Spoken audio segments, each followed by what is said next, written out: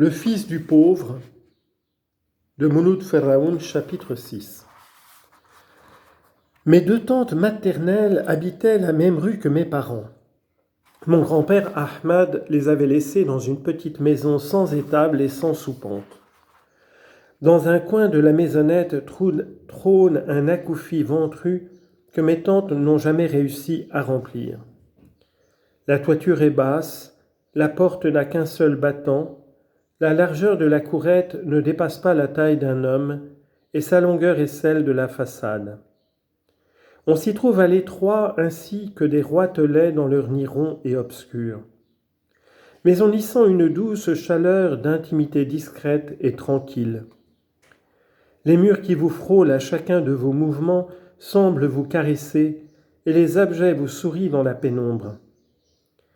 Non, elle n'avait rien de triste, la chère prison de mon enfance. Les moments que j'y passais me paraissent trop courts. Je ne sus le nom de chacune de mes tantes qu'après les avoir bien connues elles-mêmes. Le nom ne signifiait rien. C'était comme pour mes parents.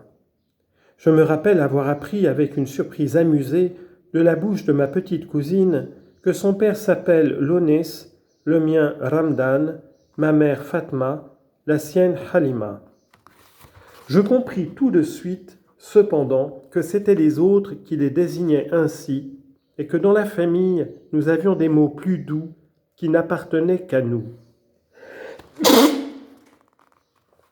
Pour moi, mes tantes s'appelaient Khalti et Nana. Khalti était l'aînée. Elle me paraissait très grande, plus grande que ma mère à laquelle elle ressemblait un peu. Elle avait un visage allongé et osseux, avec des pommettes bien rouges, un profil de chèvre capricieuse embelli par de grands yeux noirs et une impressionnante chevelure qu'elle n'arrivait pas à discipliner sous son foulard et qui s'échappait souvent en tresses désordonnées sur ses épaules. Elle était aussi sauvage et fière d'allure que ma mère était humble et soumise. J'avais donné à l'autre le doux nom de Nana. Elle avait 20 ans lorsque j'en avais 6. Elle était du même âge que ma cousine Juher et aussi de la même taille.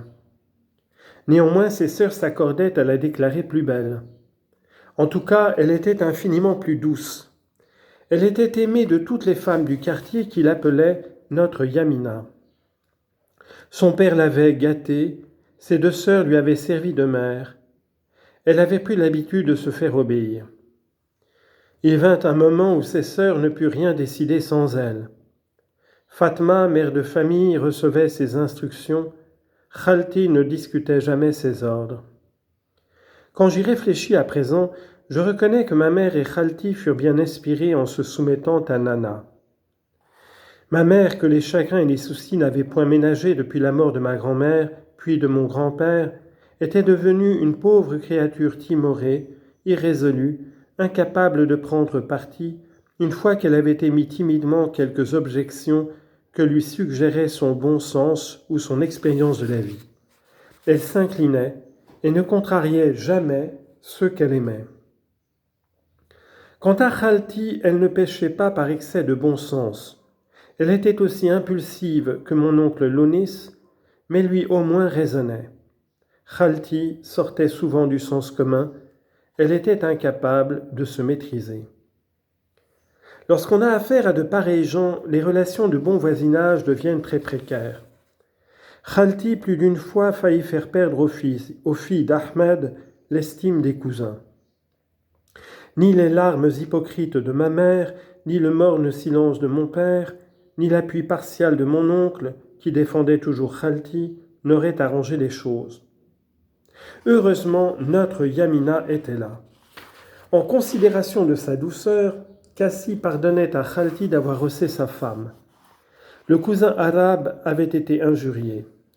La femme d'Amar, un autre parent, faisait la sourde oreille à la provocation. Elle était si affable, Nana.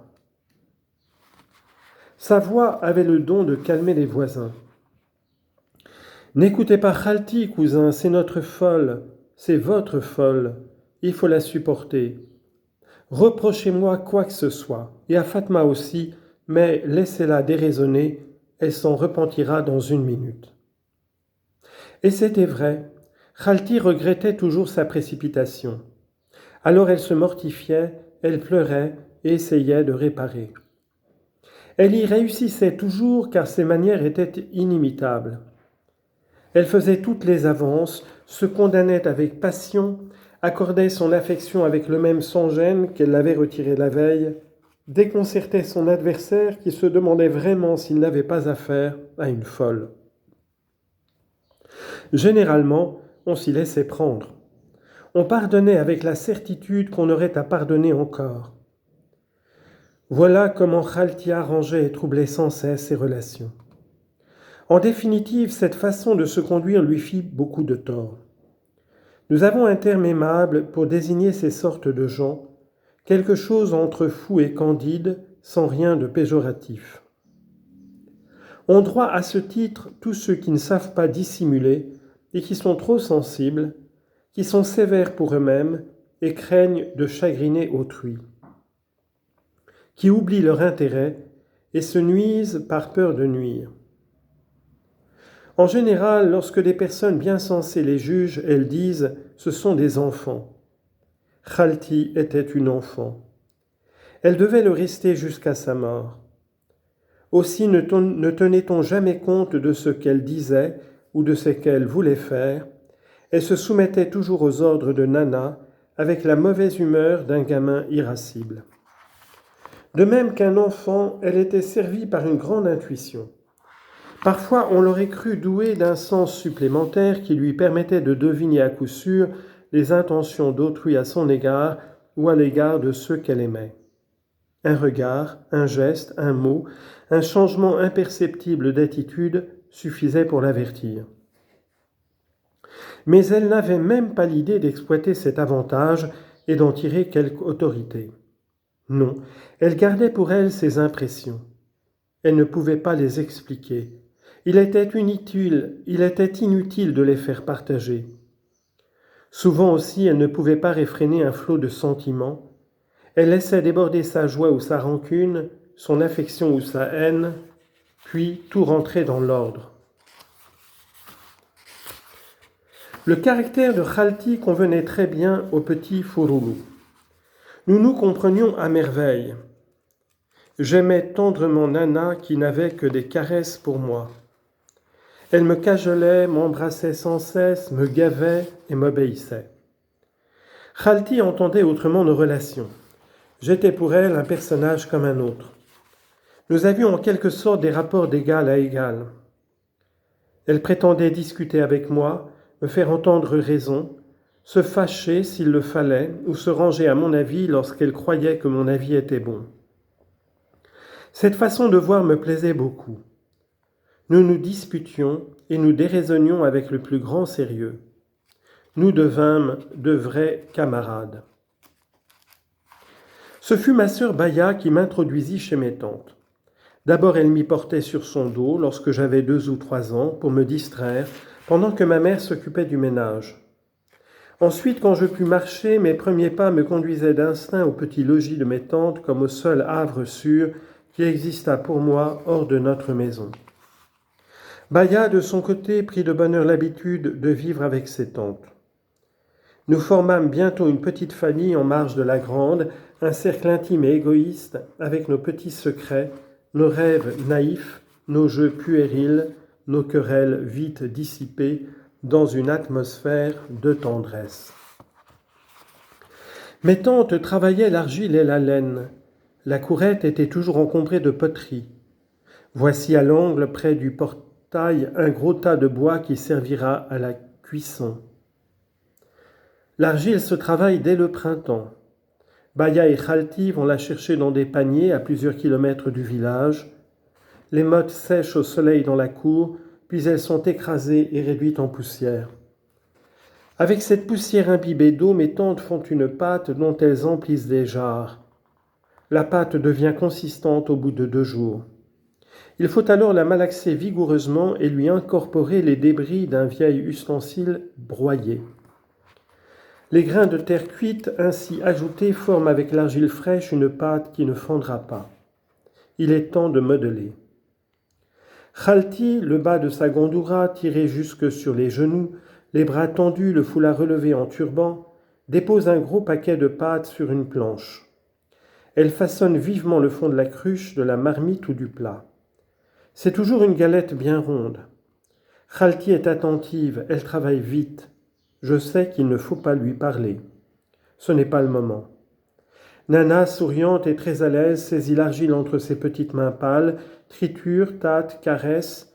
De ses doigts agiles sort une espèce de bâton qui s'allonge, vacille et zigzague comme un serpent. Lorsqu'elle juge suffisante la longueur, elle s'arrête, coupe la couleuvre en tronçons et avec précaution entoure la galette préparée par Khalti. Alors munie d'une planchette bien lisse, elle tire l'argile, amincit le tronçon qui monte et dessine bientôt le bas de la paroi. Elle passe au fond suivant, puis à un autre encore, ne tarde guère à rattraper sa sœur.